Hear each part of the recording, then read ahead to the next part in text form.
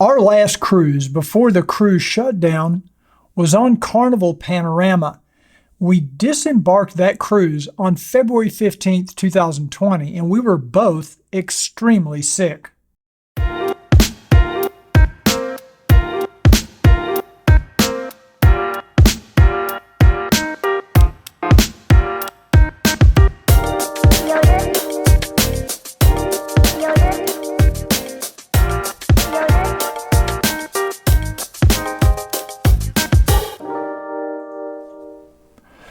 My name is Chris Dickman, and I'm the president of CruiseReport.com. Since 2002, we've reviewed more than 120 cruise ships from 39 different cruise lines. From mega ships to hold more than 5,000 guests, to small ships with only 13 people, and everything in between. We've just about seen it all. Our YouTube channel and our website are unique, because we're cruise journalists, not travel agents. We do not sell cruises. We review cruise ships, destination attractions, hotels, dining, and travel products. And we do so from the perspective of adult travelers. So in this video, we're going to analyze how Carnival Panorama fits the needs and desires of an adult couple. You may be wondering why we waited over a year to release this review video. Well, as I stated in the intro, when we returned from Carnival Panorama, we were both very ill with the worst case of the flu we have ever experienced. And no, it was not COVID-19, just a really bad flu. So for nearly 3 weeks after we returned from the cruise, we were pretty much off our feet. And by the time we got back to work, the cruise industry had already shut down due to the pandemic. And we felt like it just really was not the right time to release the video. I should also point out that after the cruise shut down, our business lost 100% of its revenue, most of which comes in the form of cruise line advertising on our website. Obviously, they were not spending any money on advertising during the shutdown. Our website suffered greatly, as did our YouTube channel. Now, as the industry is in the process of relaunching, so are we. And you can help by taking just a moment to click that subscribe button below this video. It doesn't cost anything to subscribe to our YouTube channel. And if you click on the little bell icon, YouTube will notify you when we post new videos. So, if you have a passion for cruising, we would really appreciate it if you would take the time to subscribe. Now let's talk about our Carnival Panorama cruise. In spite of becoming seriously ill on this cruise, it was unquestionably the best Carnival cruise we've been on to date. This was our 8th cruise with Carnival, our first one dating back to 2001. Our 7-night Mexican Riviera cruise sailed round trip from Long Beach, California, with port calls in Cabo San Lucas, Mazatlan, and Puerto Vallarta. On this itinerary, there are 3 sea days. With Embarkation in Long Beach, we flew from DFW to LAX, about a 3-hour flight. And when we arrived, we took an Uber from LAX to Long Beach. I think we paid about $50 for the Uber ride. We flew into LAX the day before the cruise and spent one night at the Hotel Maya, a DoubleTree hotel. And for the purpose of full disclosure, Hotel Maya hosted us for one night at the hotel. The hotel is perfectly located as a pre-post cruise hotel, as it's within walking distance of the cruise terminal. However, I can't recommend Hotel Maya simply because of the noise we experienced. There were people partying all night long, and we had to sleep literally wearing our Bose noise-canceling headsets. We were later informed by a hotel employee that groups of 10 or 12 young people will rent rooms on the weekends to have parties. They just all pitch in money and get one room. Our experience would suggest that's the case. Now, Carnival did not pay us to conduct this review, nor did they sponsor this video. However, they did host us on this cruise and provided us with priority check-in. And priority check-in is normally reserved for the VIFP Platinum and Diamond guests, or those traveling in deluxe suite accommodations. After going through security, we were escorted to a priority check-in room with other VIP guests, and I'd say within 10 minutes we were being called to board the ship.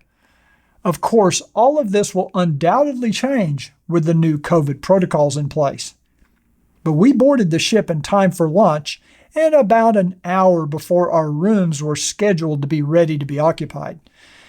As is our custom, we headed to the Lido Marketplace buffet for a quick lunch. After lunch, we had time to do a little exploring before our room was ready, so we took in as much as we could. The biggest difference we noticed is that the decor of the ship is much less in your face as it was in years past. This ship has a very classy feel and reflects a new direction for Carnival. The ship had new elevators that have you select your floor, your destination, before the elevator arrives. You're then told which elevator to board for your destination. It takes a little getting used to, but it does seem to be more efficient. Our balcony stateroom is 135 square feet with a 35 square foot balcony, so kind of small. The room looks pretty typical for a Carnival balcony stateroom, much like what we remember on Carnival Vista and Breeze.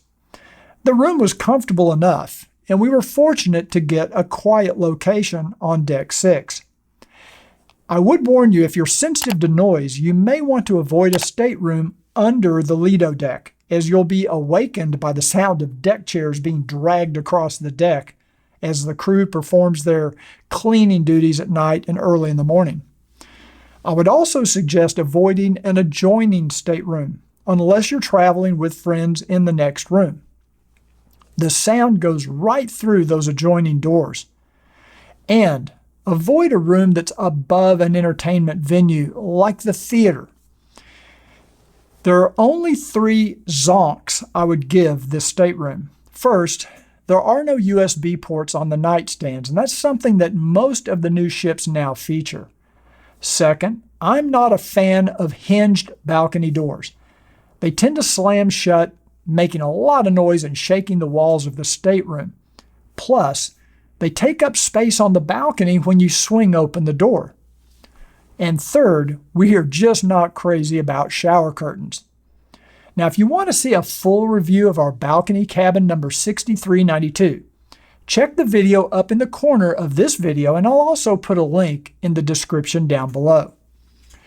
Food and dining is everybody's favorite topic. And this is one area where Carnival, in our opinion, really exceeds expectations and surpasses many of its competitors.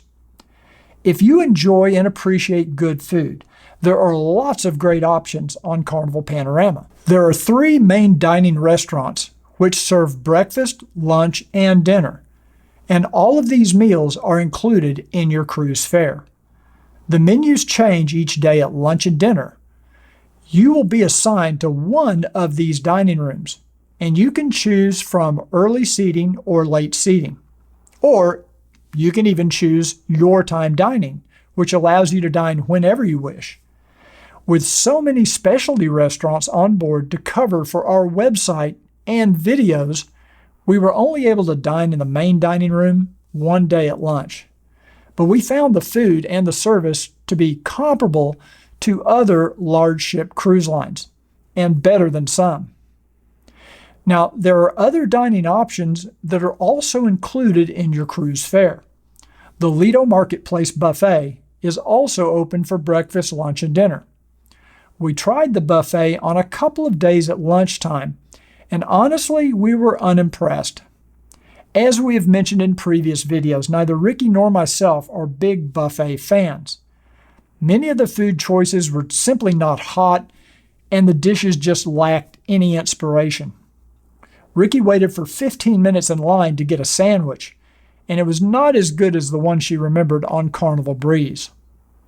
The complimentary gelato, however, was quite good, and of course the soft serve ice cream is complimentary. However, it should be noted that self-serve buffet may be going away after the pandemic. Most cruise lines will have crew members putting the food on the plates for you.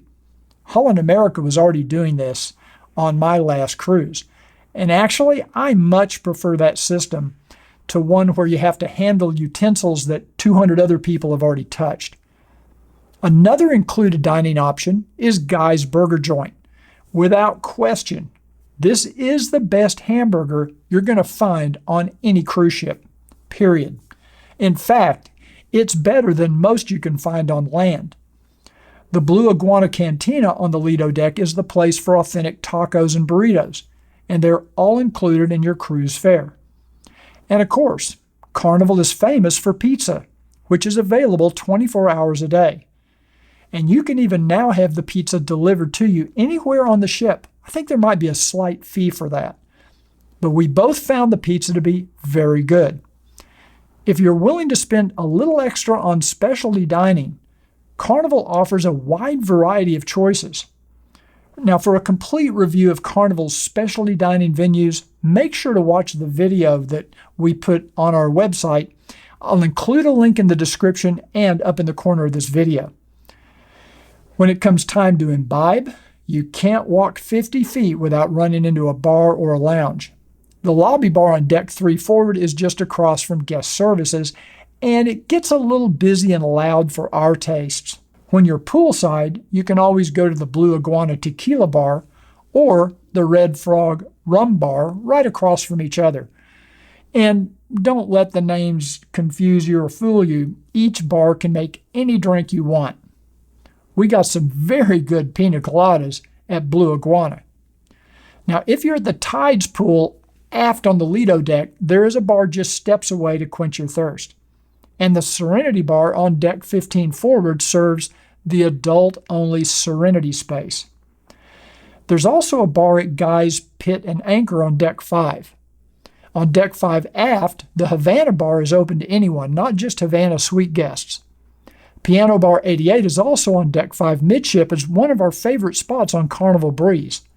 However, on Panorama, this was the only venue where we could not get any service at all. We sat there for nearly 20 minutes one night and were never waited on, even though a waitress walked right by us several times. And there were only 2 tables in the whole place, and they did get waited on.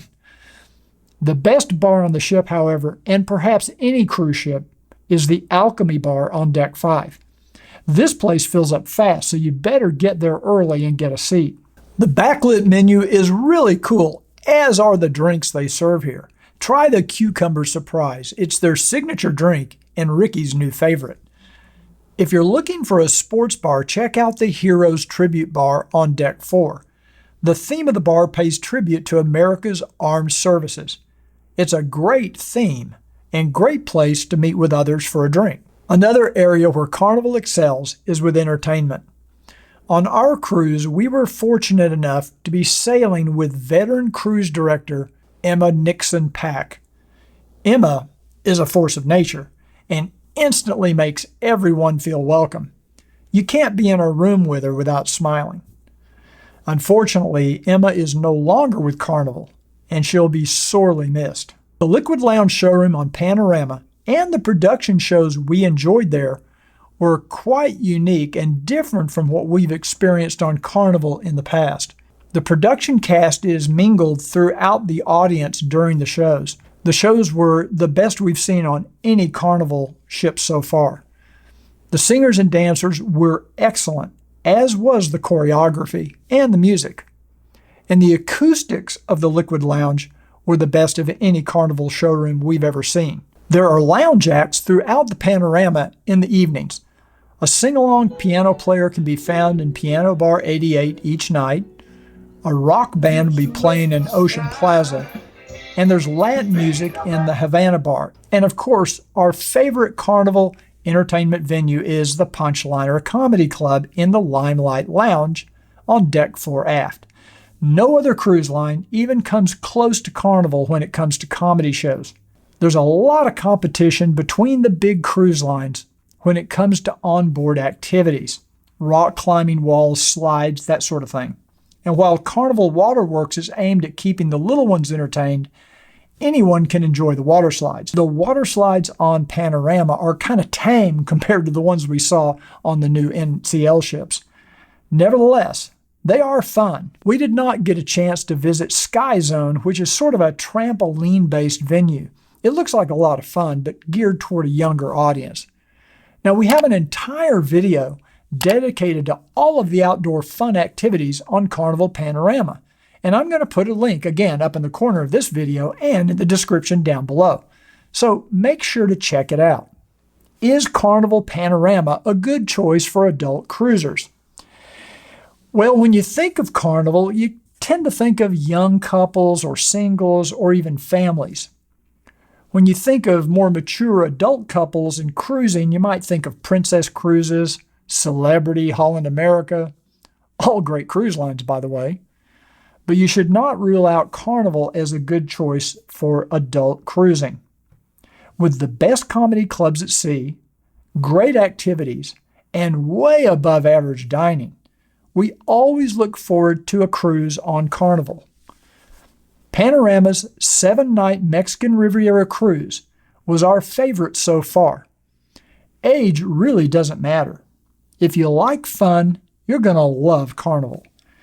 Now, if you enjoyed this video, please take a second to give it a thumbs up.